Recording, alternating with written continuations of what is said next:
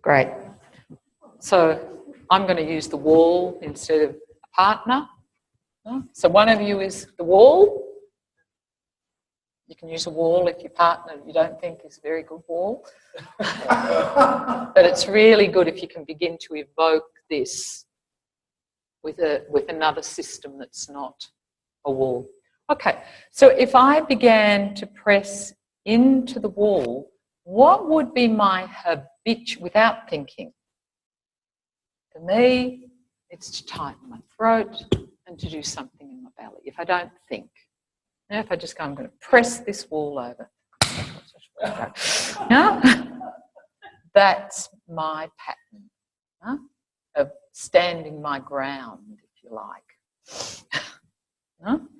So what I want you to feel is where you do that. What do you do? So that then when we go back to this press lift lesson, you've got an idea about where to look that might be coming in, to get in the way. So you just press, you don't think about it, you feel, what do I do? And then you see, could I find a way to press? And I just get tall. I just get space. A little bit like I did with Mandavi. That press means all of these planes of action are still available. So the big muscles haven't come on. So the person who's the wall, though, you have to find how to be a wall. Yeah, okay, yeah, no, that's what I was. So we don't. You're not doing anything. You're just being. So your aim is, how can I be a wall? Yeah. It's a really important organisation. Huh? Everyone got a partner? What about if we're not the same time? Doesn't matter. So one of you is the wall. Yeah.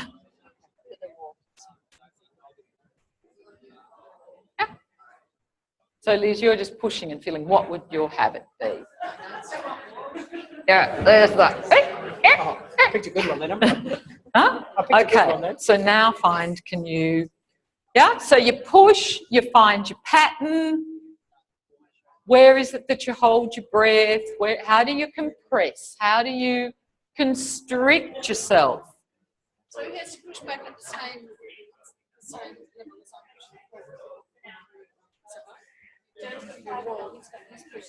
He's just going to be a wall. He's not going to move. So you're feeling, if I normally push something, what do I do? Yeah, something maybe in the back barrel? Yeah. I bring myself down. Yeah, can you feel? So you do something more in your low back. Yeah? Okay, now, could you press him and not do that? There you go. Yeah?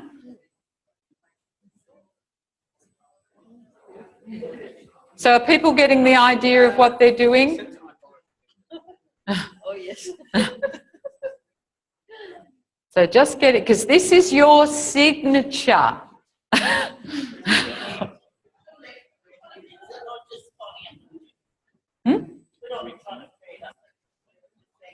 You defeat what you do, and then you see, what happens if I don't do that? What happens if I don't do that? What changes in my feeling in myself? Yeah.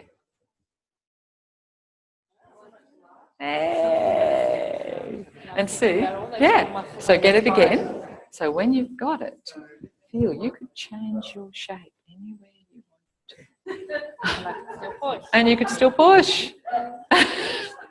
I can even, it's beautiful, I can even see glass in there between you two as you do it. Of course it's not there, but it's just so clear that there's...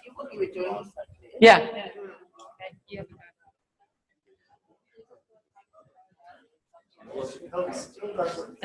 Now I'm going on my heel. Yeah, so you're still trying to push the wall over. The wall won't push. happens if you just think I'm getting taller? No, that's going backwards. There. There you go. There you go. It's going to well do it the way you were doing it before. Yeah. Huh? Do it the way you. Now, feel when you've got that. Now there's a wall between you. You're like on both sides of a glass wall. Get it again. And feel now how all of this is available to change its shape, but you don't lose the wall. Huh? Now, go back and do what you'd normally, and yeah? Because the big muscles have come on again. That's your idea of press, push. Extension. Yeah. Yeah. Okay, once you've got an idea, and it's wonderful to see, you know, some of you lift your bum up in the air, some of you contract your flexors. It's all about holding your breath, though, can you feel with all of you. But it's your signature of how you try and resist you. Yeah? So, on the floor. So when we're organising our skeleton, when we're organising press and lift, we're looking for this same anti-gravity response.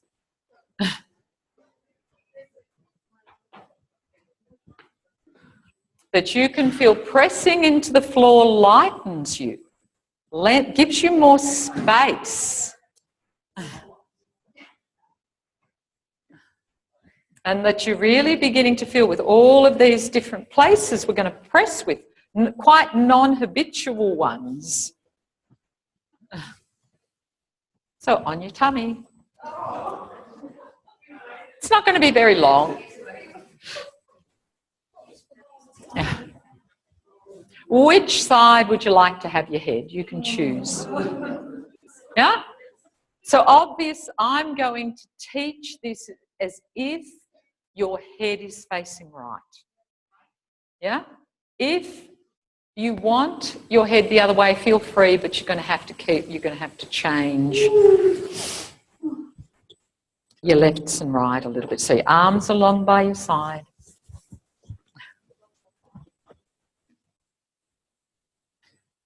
Feel where your legs are.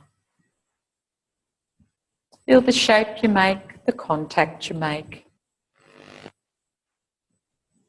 And especially feel, are there some parts of you that feel lighter or heavier on the ground?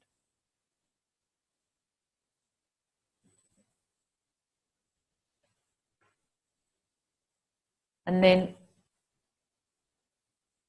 if your intention, so don't do it, but if your intention was to lift your head, what part of your back would do the work?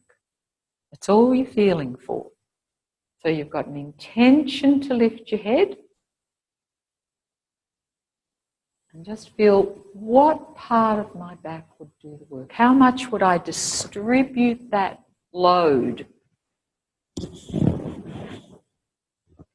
along my back?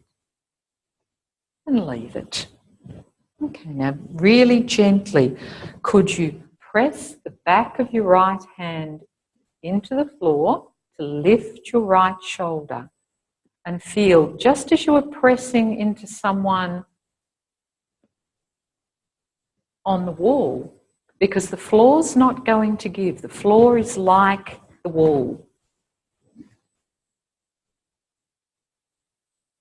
And just really feel which back muscles get activated there. Which parts of your back does that gentle press into the back of your hand start to wake up in your back, to lift your right shoulder away from the floor.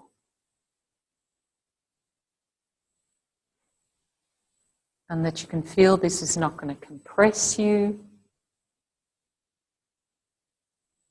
You might get a little bit shorter or longer, but you're not going to get any compression or restriction. It gives you space.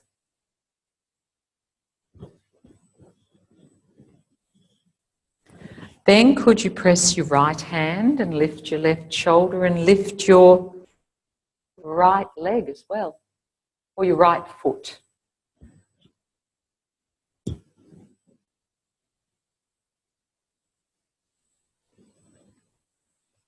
So it's the press of the right hand that helps you to lift your right shoulder. And you find a way to lift your right leg as well. And really notice as you lift your right leg, can you lift it straight up, or do you have to rotate it, turn it? But what's much more important is how you get the press and the lift.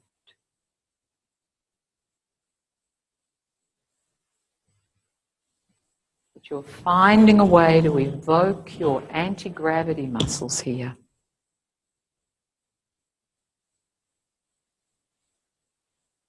Could you press your right hand and your right shoulder this time? So your right hand and your right shoulder are gently going to press into the ground, and you're going to lift your right hip and your right foot. So just really feel, what does this evoke? What muscles now are starting to come in? Are they different to when I lifted my shoulder? So what's different when both my shoulder and my hand are pressing? To lift my right hip and my right leg.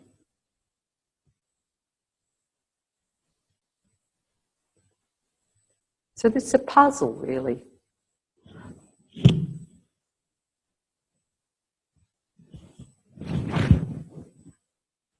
Gently, gently.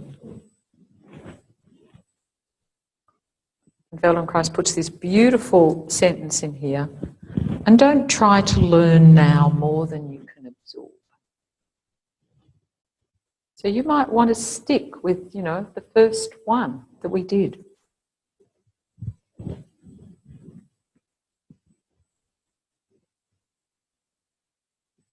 This time press with your right hand, and again lift your right shoulder and your head.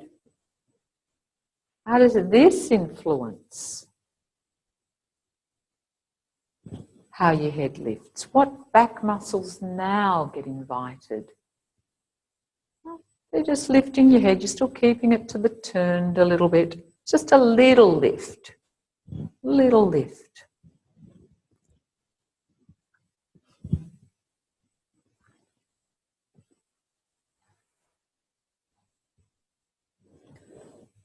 And then again, press with your right hand, lift your right shoulder, lift your head and your right leg. Gently, gently, and feel what back muscles then get invited to work.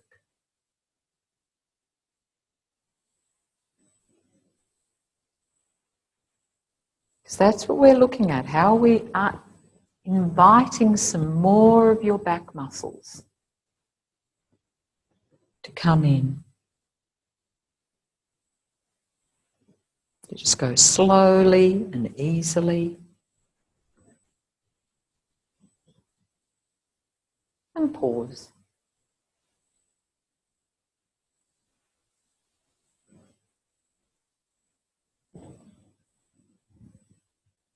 Okay, still with your head to the right, could you press your left hand to the floor and lift your left shoulder? You can really feel, for those of you who felt that you wanted to shorten your lower back or lift your tailbone, can you inhibit that a little bit? Or if you wanted to clamp down in your upper belly or your throat or your jaw, so you can keep your length, you can keep this sense of space and lightness. One part of you presses, another part of you lifts.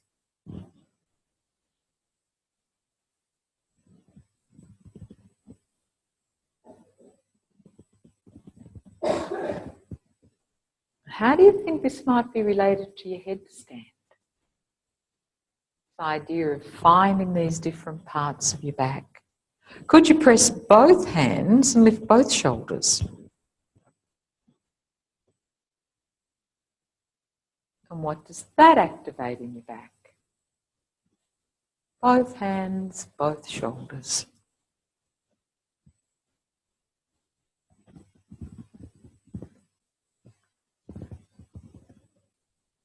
Elbows can stay straight.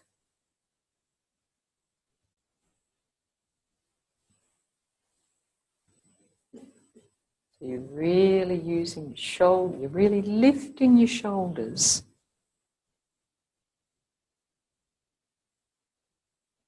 And then begin to lift your shoulders faster. Press with both hands, lift your shoulders. And could that ask your head to lift a little bit? Where does your head lift from now when both shoulders are lifting? Your head's just lifting a fraction, just a little bit.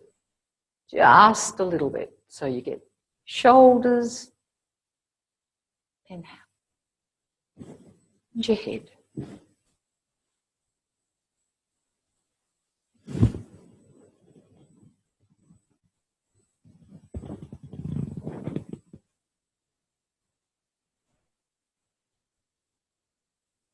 Can you begin to maybe sense that as you lift, you press with your hands, you lift your shoulders, you lift your head, feel where the weight is rolling down the front of you. Where and how does the weight? And could you get a sense as you do this that your legs would get longer? Or do you sort of have a tendency as you go to lift your shoulders and your head that you sort of lift your pelvis a little bit and your weight starts to roll up towards your belly button?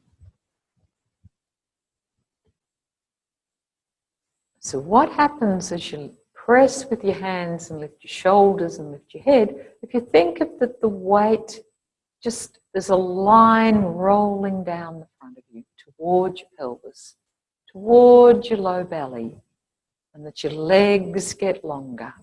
So your legs aren't lifting. Just feel that tracking of that force down the front of you.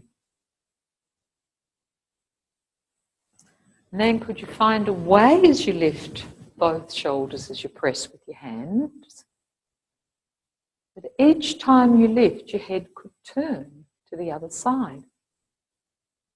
And when your shoulders go down, so now you're pressing with both hands, but your shoulders have to be free enough to allow this turn, even though you're pressing with your hands.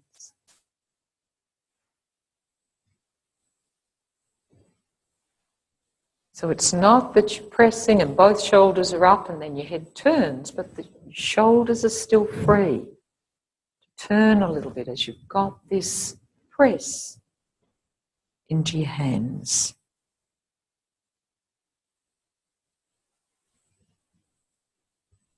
And feel as you get this how little you need to roll in your pelvis. That your glutes can do much less work, that you don't need that strong contraction of your gluteals if you keep thinking the weight's rolling down to my pelvis, down to my pelvis.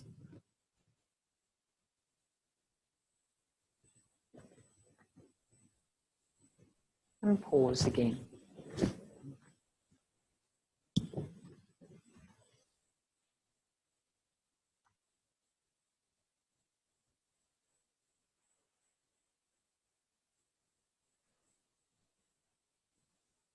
So again, these are lessons where it's very much that you're interested in the initiation.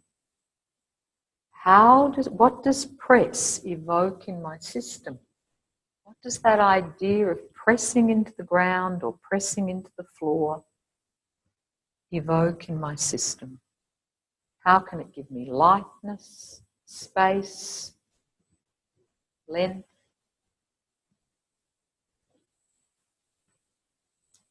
through a very non-habitual part of me, which is the back of my hand.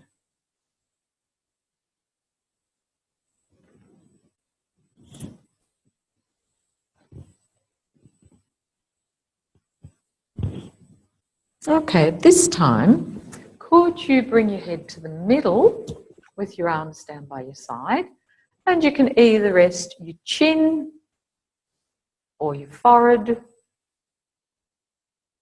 your nose if it doesn't get squashed, and then very gently just change the position. If it was on your chin, put it on your forehead. If it was on your forehead, put it on your chin, and feel, how do I do that? How much freedom have I got in my neck? How much lightness have I got to feel that change in the shape of my neck? And then leave it either on your chin or your forehead, whichever feels more comfortable for you. No, chin or your forehead. And then lift your shoulders again by pressing with both hands, and lift your head a little. And feel, how does this position of your head, whether you're on your forehead or your chin, how does that influence the muscles that come on in your back?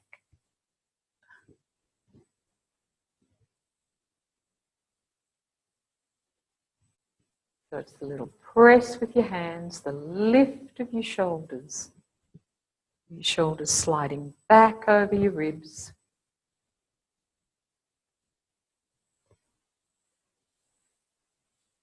And then if you were on your chin, do it on your forehead. And if you were on your forehead, do it on your chin. How do you mobilize differently through your back muscles depending on the position of your head?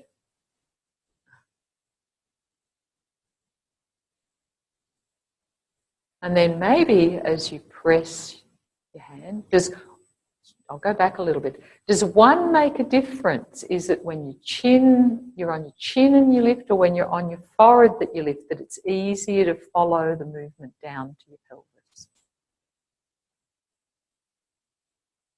And to allow your legs to soften and lengthen.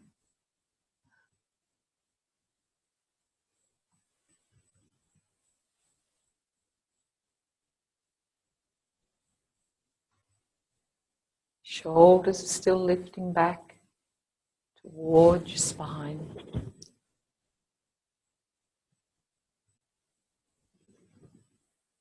So again, really looking at the organization of our arms.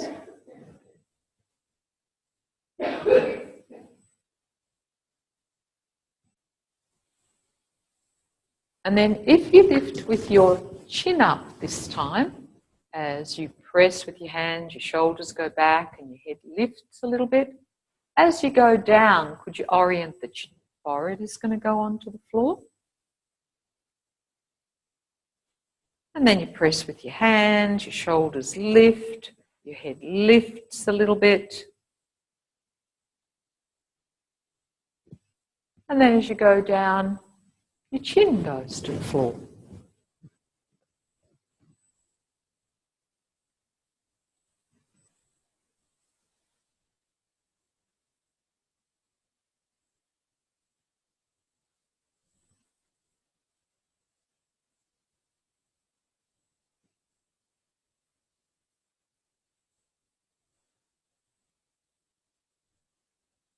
Come back to the middle, turn your head whichever way you had it at the beginning, whether it was to the right or the left, and simply lift your head and feel, how's that supported now by your back? Does a little bit more of you feel ready to be engaged? Are your shoulders a little bit readier to be involved in the movement of lifting your head?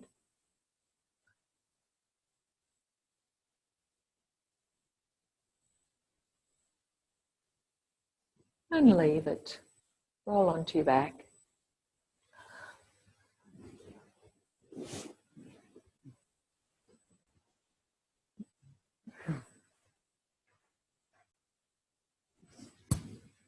So this is where, if you like, you know, the way we construct our world, our mental maps, because what does press mean?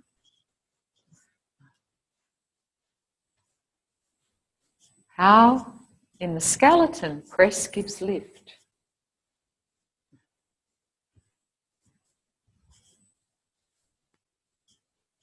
If we're using our skeleton as our foot goes to the ground, the skeleton, but it's not a big movement, it's just that little lift, lift.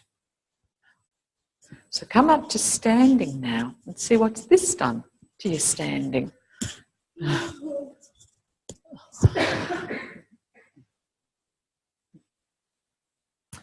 what do you think that had to do with doing a headstand?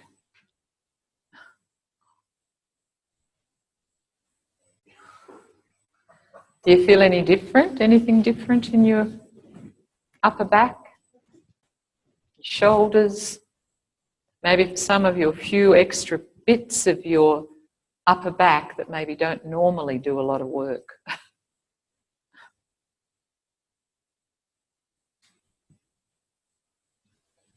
Go back to your partner and just say, what would you do now without thinking too much about your press?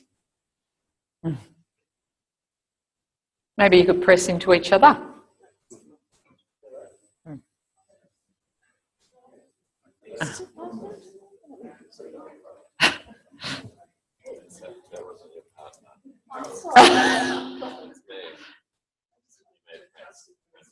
And just feel, is it a little easier now to hold against each other, but you've still got the ability to change the shape in your middle? Yeah, leaning is different.